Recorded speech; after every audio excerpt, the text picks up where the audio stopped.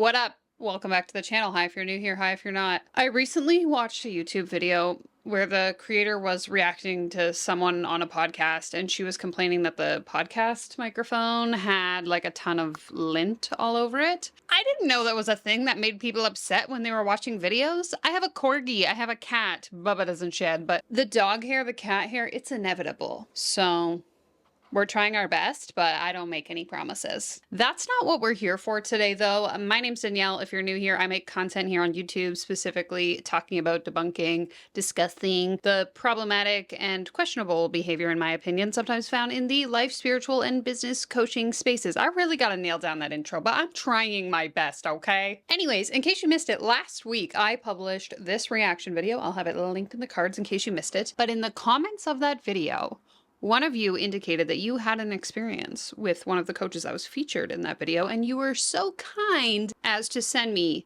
some piping hot tea over on Instagram. They sent me screenshots of DMs from this particular coach, and oh my God, we need to talk about it. I feel like I am in the yappiest of moods today, so I'm going to control myself, and we're gonna go ahead and jump right into the content. All right, so as per usual, I will pop everything up on the screen here. We're just gonna go ahead and read. I have blacked out some information just to secure this person's identity, but get your coaching bingo cards ready because this one is most certainly going to be checking off a lot of nonsense. Okay, so the message actually starts with the coach reaching out to the individual. So we'll call the individual Sally. Hey Sally, just saw you followed me. Hope you enjoy my content. It's definitely unfiltered and I give it to you straight. So be prepared, LOL. For context, the coach being referred to here is the one that indicated that being middle class is a choice that people are making. Again, if you haven't watched that video, please go watch it first and then come back to this one. They continue.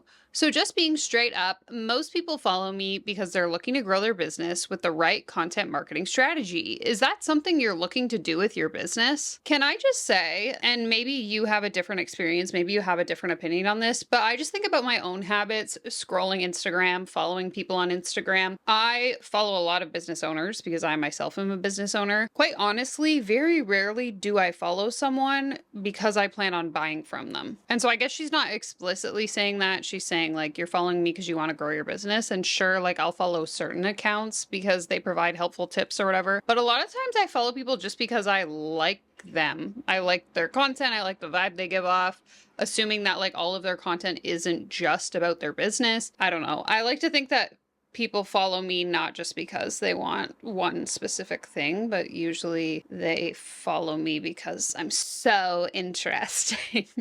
I don't know where I was going with that, but it's just like, it's kind of weird to me, I guess because I'm so immune to this type of messaging where like, you know, when someone messages you, it's only so that they're eventually going to pitch to you, not to spoil the video, but I think it's so weird to be like, oh, hey, you must follow me because you think I'm so smart and so amazing, and I'm going to teach you everything you need to be successful. By the way, if you're not following me on TikTok and Instagram, you absolutely should.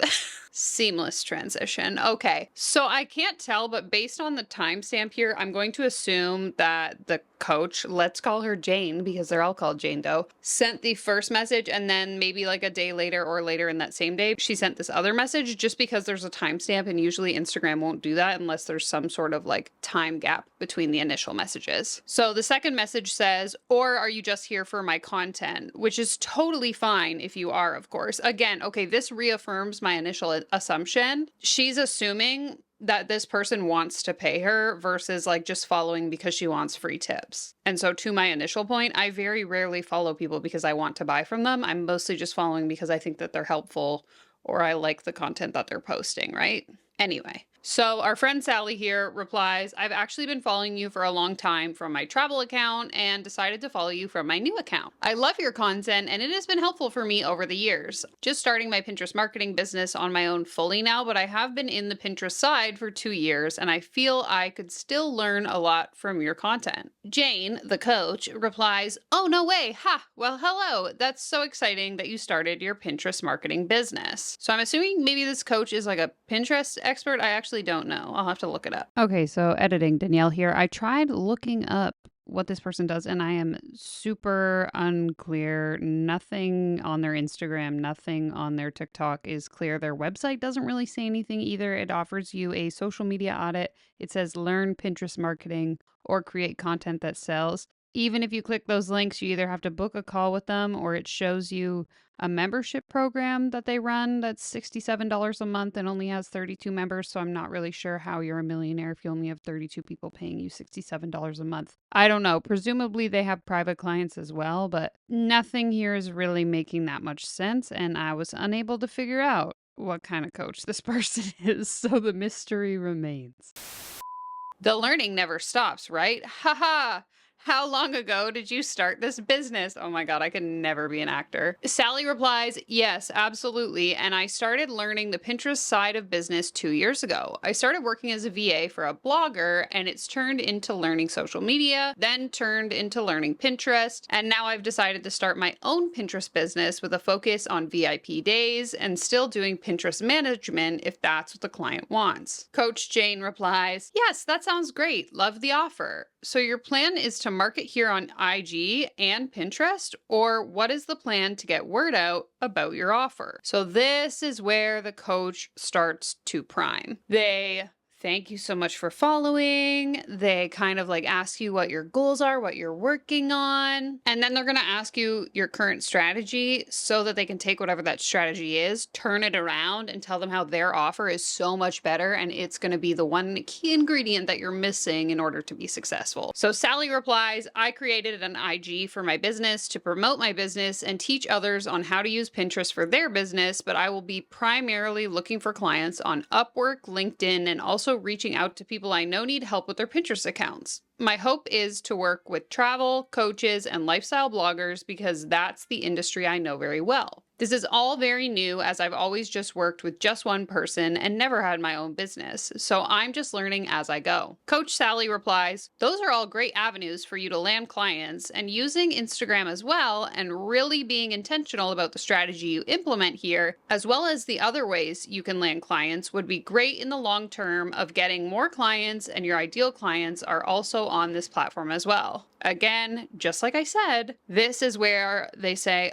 oh, the thing that you're already doing is okay, but if you do it my way, it'll be better. I know you said you want to use Instagram to teach others, but if you're wanting to land clients here on Instagram as well, just posting tips or educational content is not going to do that for you. See? Your strategy bad, my strategy better. You need to really highlight the gap in their current reality and showcase how you can bridge that gap in order to make them feel like you're the solution to their problems. Classic pain point marketing. Now, I will say, disclaimer, there's nothing wrong really with pain point marketing when it's done in integrity and in a way that is genuine and authentic. The problem that we see specifically in certain subsets of the coaching industry, I think, and just the online marketing space in general, is that people are using pain point marketing to make people feel really bad about themselves and to essentially trick them, for lack of a better term, into thinking that the only way they're going to get out of that really bad situation is by paying hundreds, thousands, cajillions of dollars.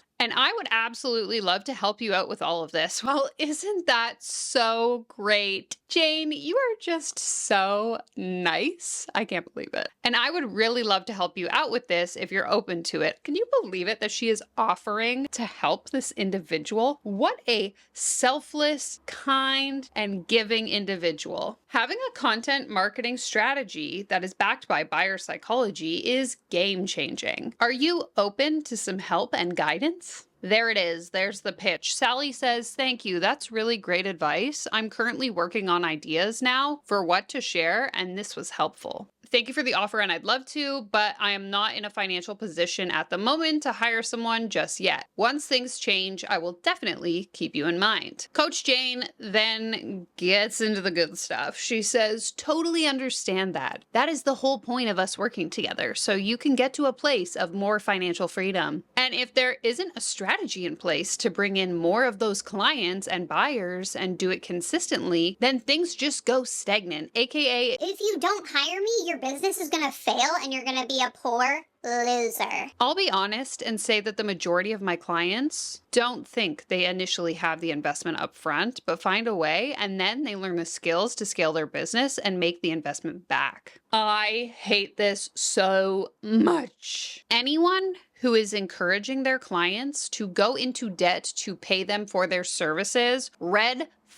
flag. So many red flags. I think to me, this is a very clear indication that we have seen so many times on this channel of the coach's desire to prioritize their own financial well-being, their own financial success over that of the client. And while they try to spin it like, well, you just have to pay me so that you can learn how to make more money. There's no guarantee on that. So from an ethical perspective, in my opinion, I mean, we could have a whole discussion on what is or isn't ethical, but from an ethical perspective, my version of ethics, I think that this is highly unethical. As a service provider myself, I think that taking into consideration your client's or potential client's financial situation should be partly your responsibility, especially if they are openly telling you, I don't have the finances for this thing at the moment. It's none of my business if a client is using debt to pay me, provided they're not telling me that they're going into debt to pay me, in which case I would tell them to wait to hire me.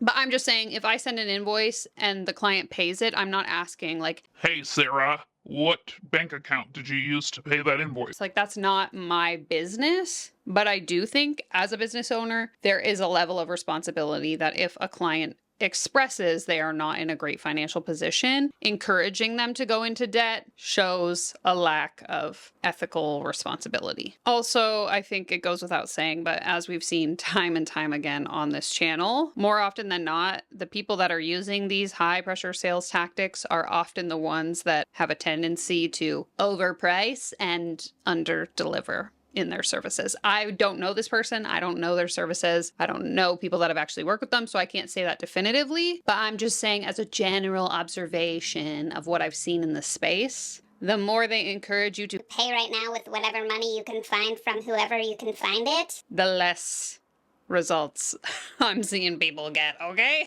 I'm just saying. Okay, she also adds on the end here, also helps that you can write this off on your taxes as well. Silly face.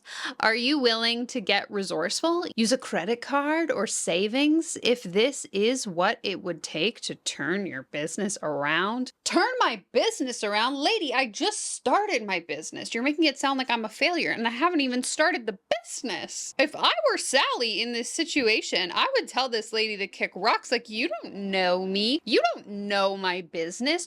Don't tell me I need to turn my business around. You didn't even ask me if I have any clients yet. What if I have a full roster? I don't need you. This is making me so mad, Sally. If you're watching this, I know you're watching this. I'm proud of you, okay? Okay, Sally replies, I'm sorry, I'm really thrown off by this approach. Yo, good for you for calling her out. I wouldn't have the guts to do that, so gold star for you. Are you really telling me to be resourceful and use my credit card or savings? That's an odd approach. You have no clue what my financial situation is at this point, and to suggest I just use a credit card or my savings doesn't seem professional. You're right, it doesn't. Thank you for reaching out, but at this moment, I must decline. I love this. I love this so much. I love that you just like called it like you saw it. And it also makes so much sense that this woman is using this approach again, because from that original video that we watched, she was suggesting that people who are poor or people who are middle class are in that tax bracket because they choose to be in that tax bracket. And if you know anything about the economy and the way the world works, you probably, hopefully, know that that's not exactly how things work for the majority of people, right? Hello? Your privilege is showing. Anyway, coach replies, my blunt approach is why people follow me. I call it like I see it. Heart hands. At the end of the day, no one ever saved their way to wealth. A leap and step outside your comfort zone is necessary at some point to level up yourself, and I don't ask people to do something I haven't done myself. I went into $8 kajillion of debt, so now I'm asking you to open your wallets, hand over your credit cards, and also go into $8 kajillion of debt so that we can all be financially free. Mostly so that I can pay off my debt, and then that's your problem to worry about, so. don't call me. All right, well, this was gross. I really, really hate this. I would love to hear your thoughts on this whole conversation around like, should coaches or online service providers, or anyone for that matter, encourage people to go into debt for things that, quite frankly, aren't like a necessity? Let me know in the comments. More content is coming, but I wanted to get this one out as quickly as possible just because it's so freaking gross. If you can't tell by the words on my shirt, guys, I hate it here. And I hope you do too. If you had a good time, give the video a thumbs up. Subscribe to the channel if you're not already. Let me know what you want to see next. That's going to be it. I will leave you on screen here with the hardest I've ever worked on a single video in my lifetime here on YouTube. What is the difference between coaching and therapy? Give it a watch if you haven't already. Okay, take care. Comb your hair. I'll see you in my next video. Bye!